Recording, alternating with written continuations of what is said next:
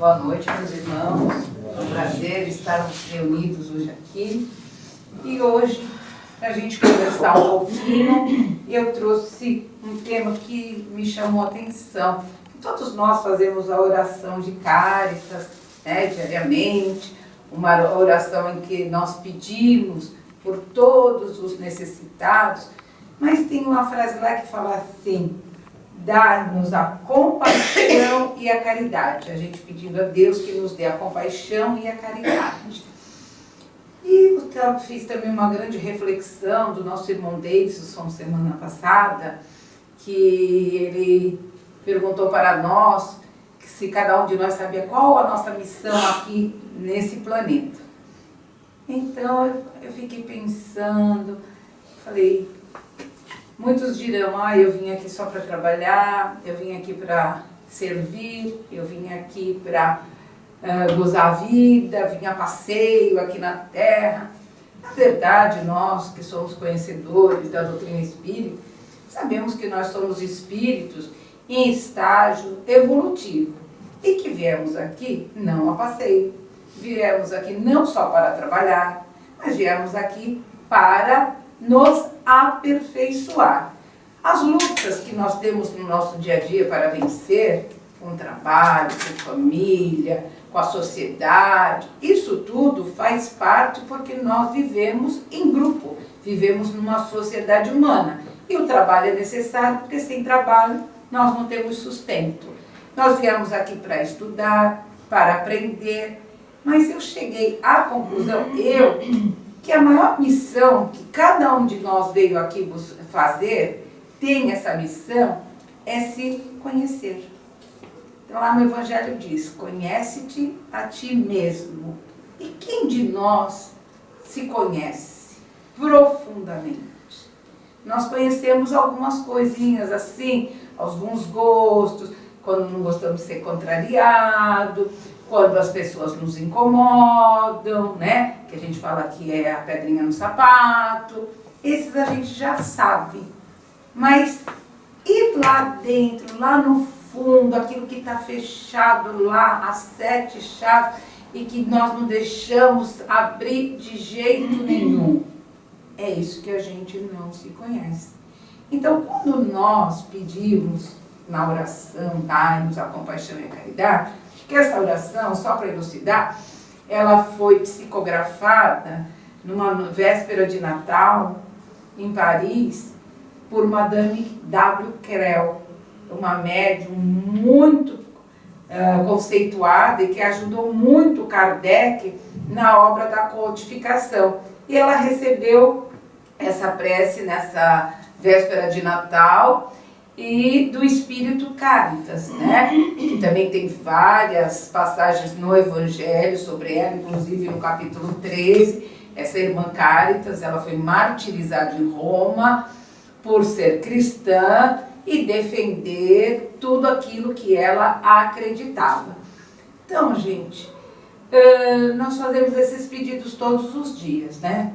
A gente começa lá a fazer oração, e aí, em seguida, é interessante, porque vem bem a calhar com todo o capítulo 13 do Evangelho. Porque é o seguinte, a gente vai falar sobre os órfãos, aqui tem sobre os órfãos, a gente vai falar, na oração vai falar para a gente ter piedade com aqueles que não conhecem, aqui vai falar. E assim, esse capítulo todo, praticamente, é uma expansão dessas frases da oração. Então, quando a gente pega para ler, porque ele vai falar também em caridade, fazer o bem sem ostentação. E qual é o objetivo do ser humano na Terra? Qual é a missão? É o seu autoconhecimento. É fazer dentro de si uma autorreflexão. Porque nós vemos muitas pessoas que falam assim, eu tenho pena, eu tenho dó. Mas essas pessoas têm pena e têm dó, mas não vão de encontro àquelas pessoas. Porque você ter pena, ter dó, não refresca em nada. Quando você realmente sente a dor do outro, aí você está sentindo um sentimento diferente, que está brotando dentro de você. Ao contrário, não. Não sei se todos aqui tiveram oportunidade de assistir o filme da vida do Divaldo Franco, mas tem vídeos que ele narra essa passagem, né? O Divaldo, ele teve um obsessor durante 40 anos da vida dele e que fez muitas armadilhas para ele, que desde que ele era pequeno, ele estava tomando banho, ele apareceu para ele dizendo, vou te matar. E ele começou a gritar, a mãe foi socorrer. E durante 40 anos ele foi testando, não confiava nele, queria induzir o Divaldo ao suicídio, porque ele induziu esse irmão ao suicídio. Enfim, foram 40 anos de lutas entre os dois e o Divaldo perseverando. Mas mesmo assim esse irmão não acreditava nele. Um dia, bateram na porta lá da mansão do caminho e deixaram uma criança e saíram correndo. E o primo dele falou, Divaldo, não podemos pegar, a casa está lotada. Ele falou, não, eu vou pegar sim. E ele pegou aquela criança com todo amor, e ele disse que olhava para ela e falava, nossa, como é feia, né? Mas nos Estados Unidos, né, o pessoal fala, lá tem a Miss Abóbora, tem a Miss do Mar. Eu vou dar um título para ela, Miss Horrível. E aí, cuidou da criança, higienizou, alimentou. Quando a criança já estava pronta para ficar numa caminha, para poder adormecer, esse espírito apareceu para ele. E falou, você vai ficar com ela? Ele falou, eu vou amá-la, vou cuidar dela, vou dar nome para ela, e vou cuidar dela como minha filha. Aí ele falou, se você fizer isso, a partir de hoje eu te perdoo e aprendo a confiar em você, porque essa criança é o espírito da minha mãe reencarnado. Agora, se o Divaldo já não tivesse sido tocado pelo sentimento da compaixão, se ele, que teve esse embate durante 40 anos com esse espírito, ele quisesse se vingar, era uma boa oportunidade, né? Ah, agora é sua mãe? Então eu vou por lá fora, não quero saber. Vai você cuidar da sua mãe. Mas não, ele recolheu com todo amor, cuidou, criou com todo amor.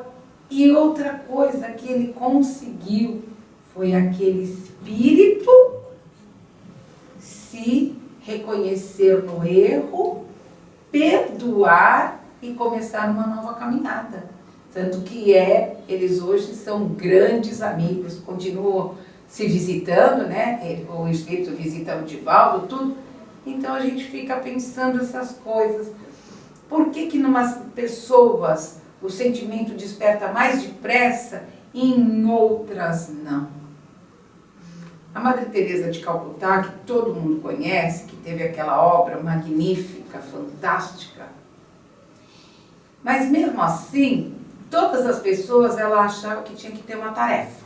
Ela não deixava ninguém passar, você se curou? Então agora você vai trabalhar para o seu próximo. Você tem um emprego? Então você vai ajudar aqui os teus irmãos doloridos. Mas ela tinha muitos pacientes que não sairiam nunca mais do leito. Pessoas com doenças gravíssimas. E ela tanto refletiu, ela orou bastante a Deus. E aí ela teve uma ideia. Bom, eles podem ser úteis também. Então todo dia, num horário marcado, ela ia lá naquela ala do hospital, onde tinham esses irmãos, e faziam orações. Ela criou um grupo de oração. Então até aqueles irmãos que fisicamente não podiam fazer nada, ela conseguiu uni-los num só pensamento e que aquelas preces, aquelas vibrações chegassem aos mais necessitados. Então, nós sempre temos alguma coisa para fazer. Porque pense dentro de vocês, você teria coragem de dar emprego para um criminoso? Você convidaria o irmão da rua para sentar na sua mesa? Nós ainda não estamos nesse estágio.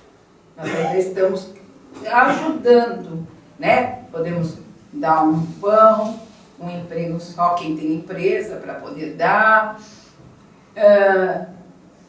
Você gosta de trabalhar com pessoas que ainda são brutas, são pessoas ainda violentas? Difícil, não é fácil trabalhar com pessoas assim. Mas nós estamos em que estágio? Da pena, da dó, da piedade. Nós estamos ainda no estágio do aprendizado. Porque sabe o que não deixa que o nosso sentimento vá mais adiante? É um sentimento mais poderoso ainda, que chama-se egoísmo. A própria etimologia da palavra está falando ego mais ismo, né? Ismo é a ação do ego. Então, o egoísmo é que não deixa que a gente tome certas atitudes, que a gente pense primeiro no nosso bem-estar, no nosso conforto, para depois poder pensar no bem-estar e no conforto do outro. Mas se nós não tivéssemos criaturas, que nem eu exemplifiquei, o Divaldo, a Madre Teresa, vou falar também da Irmã Dulce, que vai agora virar santa, né? Primeira santa brasileira, é de outra religião, mas não tem problema nenhum, que vale, foi a obra dela. Então, no estado de São Paulo, tem um episódio que ela foi pedir a um empresário um donativo para os doentes dela, porque ela construiu um hospital muito bom lá na Bahia, eu tive a oportunidade de passar lá, e ela ia nos mangues, nas palafitas, tirando aqueles doentes acamados, e aí levava para cuidar no hospital. E, gente, cuidar de doente tem custo. Embora o hospital tenha lá o convênio com a prefeitura, com o estado, com o governo federal, mas saúde, gente, é um buraco que nunca tampa, sempre está deficitário. E ela foi fazer um pedido para um empresário lá da Bahia, e esse empresário cuspiu no rosto dela. Ela não se abalou, ela falou, olha, o senhor já me deu aquilo que me cabia, e agora? O que o senhor pode ajudar os meus pacientes? Gente, uma pessoa que chega num patamar desse, não era mais simples essa criatura falar, não tenho disposição para ajudar ninguém, não quero ajudar ninguém. E como fica? Hoje, se esse empresário ainda viver, que vai acontecer todo esse evento aí, já pensou a vergonha que ele não deve ter dele mesmo? Dele ter sido uma criatura tão mesquinha, tão paupérrima de sentimentos, ou então já desencarnou e está lá no plano espiritual aprendendo a ser humano, porque a gente continua aprendendo no outro lado da vida. Então, a gente tem que analisar quando a gente vai fazer oração. Porque nós pedimos, mas não analisamos. A gente faz aquela oração meio que maquinal e não presta atenção naquilo. Porque, na verdade, a compaixão, segundo o dicionário, ela é um sentimento de simpatia ou de piedade com o sofrimento alheio, associado à vontade ou ao desejo de auxiliar de alguma forma. Então, nós vemos, né, que é muito pouco quem gosta de auxiliar. São muito poucas pessoas que vão nas cadeias auxiliar. São muitas pessoas que vão socorrer os decaídos nas sarjetas. Muito poucas pessoas. Que vá fazer uma visita para um doente terminal. É bom ver uma pessoa no momento derradeiro, na sua dor? Não, não é bom. Mas ali é um aprendizado para nós sabermos que na morte nós somos todos iguais. Porque o que nós deixamos aqui é o nome, títulos, bens materiais. E o que nós levamos para o outro lado?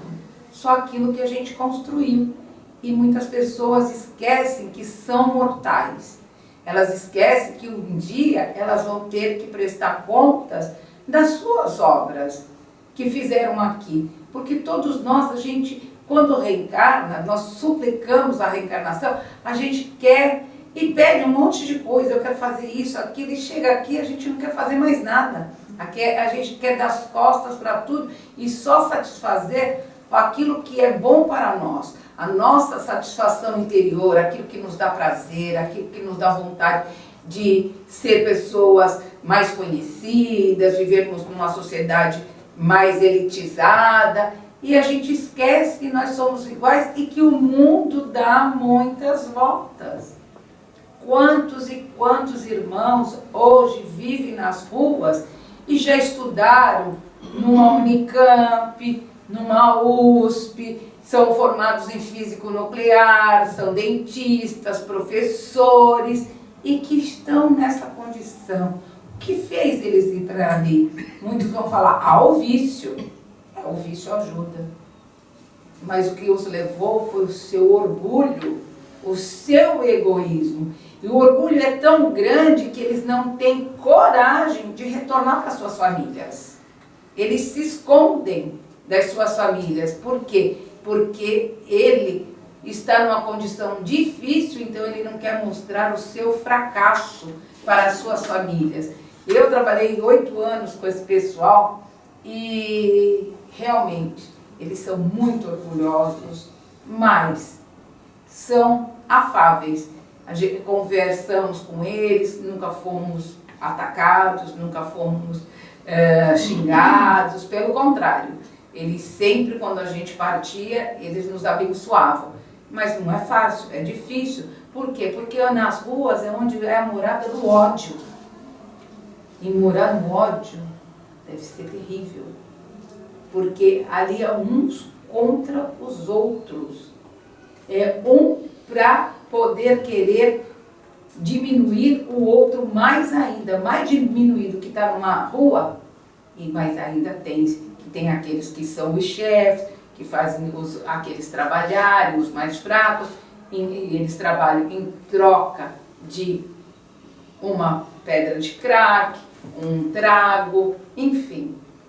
Ficam ali naquela, como escravos que ainda não se libertaram deles mesmos, do seu orgulho e do seu egoísmo. Então, nós temos que pensar que nós estamos aqui para quê? Para melhorar os nossos sentimentos. Não adianta a gente balbuciar tudo isso, porque um dia nós vamos ter que prestar contas. E quando chegarmos na espiritualidade, o que nós vamos dizer? Mas eu fiz oração todos os dias. Mas você viveu a oração? Isso que é a importância. É viver o ensinamento da oração. Porque falar oração é fácil. Agora, vivenciar os ensinamentos da oração dá trabalho. É uma luta interior conosco mesmo. Então, por isso que Santo Agostinho fala que todos os dias ao deitar, a gente deve recordar tudo aquilo que nós fizemos durante o dia todo para que possamos fazer uma análise. Olha, de manhã eu fiz isso, não está certo, não vou poder fazer mais. À tarde eu tive um tipo de procedimento, não posso continuar, isso está errado. Mas a gente faz isso, a gente vai dormir o mais rápido possível, por quê? Porque pensar tira o sono. Analisar faz com que a nossa consciência fique em alerta. Então, se nós não queremos nada disso, vamos continuar sendo as mesmas criaturas do passado, que passeamos de encarnação em encarnação, sofremos, mas não cansamos de sofrer e não evoluímos. Então, a espiritualidade nos diz que a Terra está passando já pelo momento de transição, que não tem como barrar isso, ela é automática. E nós vamos querer voltar tudo de novo lá para os mundos primitivos, onde o mal é o maior. Vamos querer passar tudo que nós já passamos, é o mesmo que a gente repetir de ano na escola. Que no ano seguinte temos que estudar tudo de novo. Agora eu estou falando, gente, em encarnação. A escola é só um ano. Encarnação é 60, 80, 90 anos. É muito tempo. E a gente não se liga que a gente tem que fazer o nosso hoje. Porque o ontem já passou. E o amanhã está nos esperando. E se a gente fizer no nosso hoje, o nosso amanhã vai nos esperar de braços abertos, de uma maneira mais suave, para a gente passar todo aquilo aprendizado que nós temos que passar para o nosso espírito poder se adornar, para o nosso espírito poder se amoldar e um dia a gente poder realmente ser um bom tarefeiro na obra do Cristo. Não adianta nós queremos, encarnados, parecermos uma coisa e sermos outras, porque a espiritualidade, nós não enganamos. A espiritualidade, ela nos vê, ela ouve os nossos pensamentos, ela sente os nossos sentimentos, ela vê a nossa vibração, porque o nosso corpo solta magnetismo, o nosso perispírito, e isso tudo tem cor. E se por essa cor, os espíritos já sabem. Tanto é que muitas vezes, nós aqui na casa temos o trabalho de tratamento médico, e muitas vezes o irmão se demora olhando aquela pessoa e pergunta para a pessoa, você está bem? A pessoa fala, eu estou muito bem. Ah, está muito bem? E ele fica, e aí a pessoa começa, olha, eu não estou muito bem, eu estou com os pensamentos assim, eu estou fazendo coisas assim, eu estou meio adoentada. Por quê? Quando você fala para ele que está bem, ele já viu a tua luminosidade. Então você está com uma corzinha ali, pálida, sem cor, ou está com uma cor escura, pesada, cheia de vibrações negativas, e você tem vergonha de dizer que não está bem. Mas como você se sente, né, num ambiente que é preparado para receber os doentes, então você começa a se sentir bem, aí começa a abrir o seu coração. Não, olha, eu estou passando um problema, estou com isso, com aquilo. Aí a pessoa, tá bom, vamos começar o tratamento. E aí a pessoa não vem só receber, que antes dela vir receber, ela tem que começar o tratamento com ela. E qual é o tratamento com ela? É se evangelizar, é todo dia fazer uma boa oração, meditar, ver onde está errando, porque senão, se a pessoa não se transformar, não adianta morar dentro da casa espírita, porque nunca vai haver resultados. Porque se não se ajudar, quem é que pode ajudar? Tudo tem que começar de nós mesmos. Nós somos os responsáveis por nós mesmos. Deus nos ouve? Ouve. Ele nos dá inspiração? Dá. Ele manda socorro para nós? Manda. Mas nós temos que pedir. Então tem os incrédulos que dizem, Deus sabe o que eu preciso. Deus sabe tudo. Mas você tem a humildade de pedir? Deus quer ver o que transformou dentro de você. Você tem a humildade de pedir? Você tem dentro de você aquela vontade de realmente ser atendida? Que às vezes as pessoas pedem coisas tão fúteis que Deus fala, meu Deus, elas mandam tanto recurso para essa terra, lá tem tudo, e ainda me pede coisas tão fúteis. E vocês vão falar, e as pessoas que estão doentes do corpo? Gente, não é Deus que deu a doença para nós. As doenças é o reflexo dos nossos sentimentos. Então, nunca houve tanto câncer na Terra como hoje. Câncer é sentimentos. São mágoas, raivas, frustrações. E ela vira câncer. Não tem como.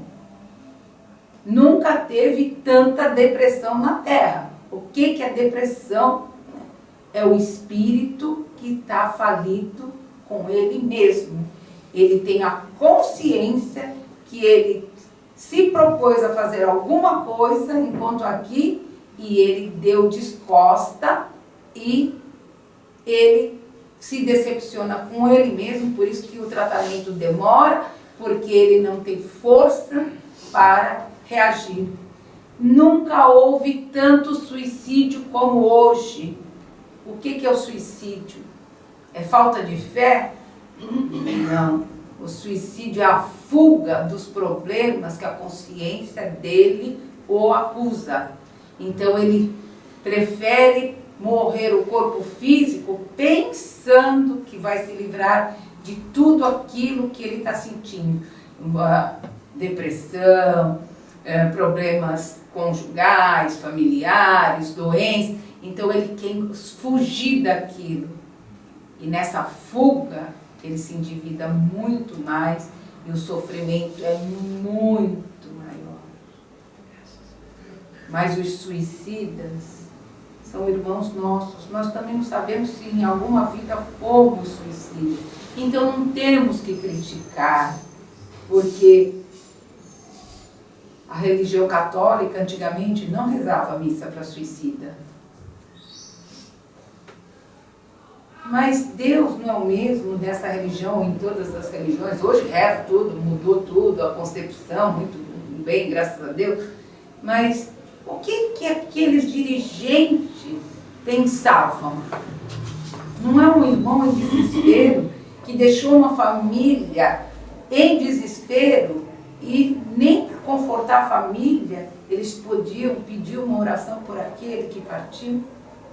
Por isso que a doutrina espírita, gente, que não tem nenhum dogma, não tem nenhum ritual, ela é que nos liberta dessas coisas. É ela que nos mostra que tudo que acontece conosco é nossa responsabilidade. Não podemos colocar responsabilidade no outro. Ah, eu não sou feliz por causa que meus pais não me deram amor. Não. Eles deram o amor que eles tinham para dar, não o amor que você queria, o amor egoísta que toda criatura quer. Ah, eu não sou feliz porque eu não estudei o que eu queria estudar. Não estudou porque não quis. Fosse lutar pela vida, estudasse à noite, que você conseguiria. Tantos conseguem porque você não. Ah, eu não sou feliz porque eu não casei, eu não montei uma família. Você só seria feliz se você casasse? Ou seria muito mais infeliz, porque tem casamento que não dá certo. Que é inimigos que se unem para se degladiarem. Ah, eu não sou feliz porque eu gostaria muito de morar num lugar maravilhoso, ter uma casa linda, maravilhosa, e eu moro numa casa simples. Você não é feliz porque enquanto você está olhando a vida do outro, você esquece de ir lutar pela sua vida. E assim somos nós, esses seres humanos que estamos aqui na Terra, esses seres que cada dia mais estão se degladiando consigo mesmo, que estão se perdendo cada dia mais e ainda não tiveram o insight de voltar para ele mesmo, de achar dentro dele mesmo aquilo que ele é. Porque Deus está dentro de nós. Então nós encontramos Deus em qualquer lugar. Porque Ele está dentro de mim, dentro de você, de cada um de vocês. E nós simplesmente só queremos a presença de Deus quando os nossos problemas nos visitam. Aí nós lembramos de Deus, aí nós lembramos de procurar uma igreja, nós nos lembramos de ir na casa espírita e achamos que quando chegamos nesses lugares, tudo tem que ser resolvido de acordo com as nossas vontades. Espera lá. Igreja, casa espírita, templo budista, não é lugar que se faz milagres. Todos esses lugares que tem o nome de Deus envolvido, que tem o estudo, o conhecimento, é para você encontrar forças, esclarecimento, para você começar a fazer a sua transformação. E essa transformação depende de nós mesmos. Então, eu gostaria muito que cada um de vocês, não espera a hora de dormir não, no caminho voltando para casa, já vai pensando, qual é a missão de vocês? A da vida material, essa é a luta do trabalho, não tem como. Mas a missão do seu espírito eterno, que quer voltar para casa com a lição feita. Não precisamos tirar nota 10. Mas se tivermos uma nota 5, já estamos de ponta não.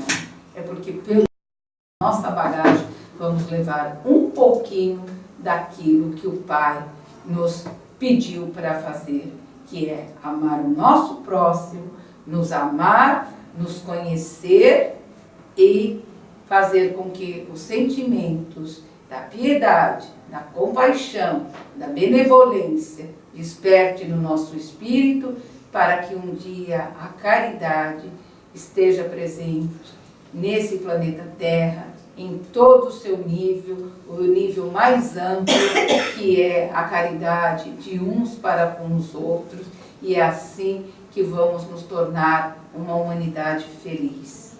Então, eu trouxe um texto da Joana de Ângeles, dessa irmã, que tem muito da literatura, é do livro Realidade, e fala da compaixão.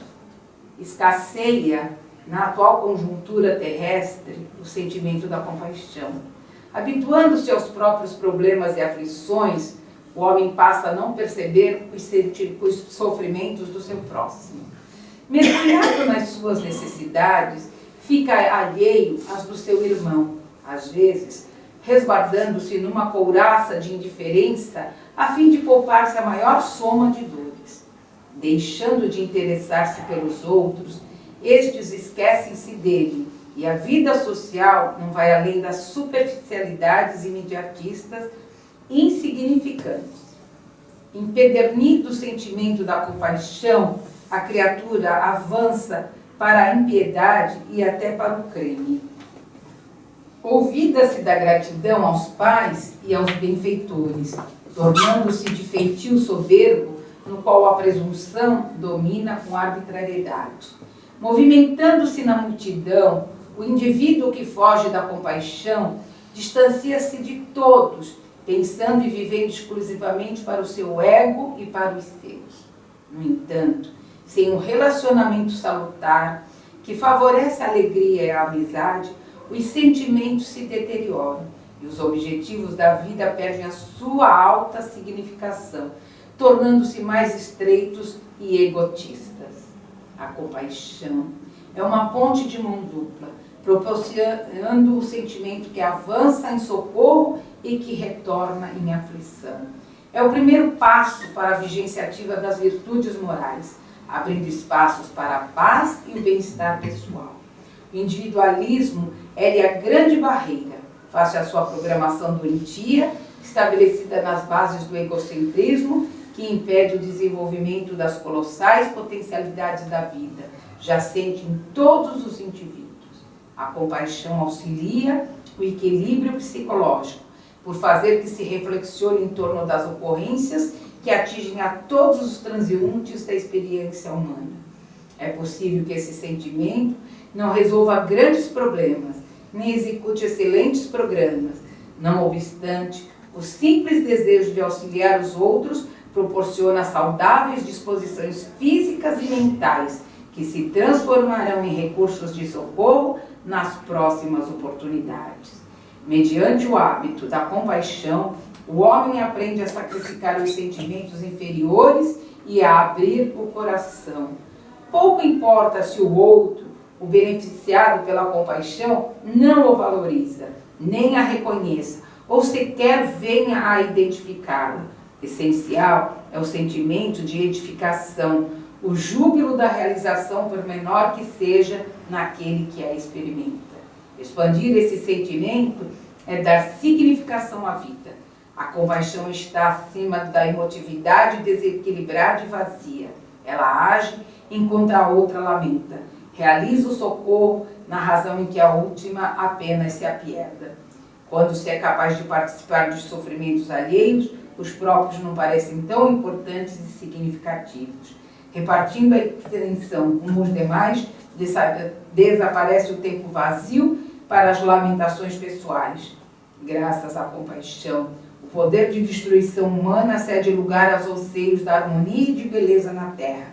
Desenvolve esse sentimento de compaixão para com o teu próximo, o mundo, e compadecendo-se das suas limitações e deficiências, cresce em ação no rumo do grande poder. Graças a Deus, muito obrigada, boa noite.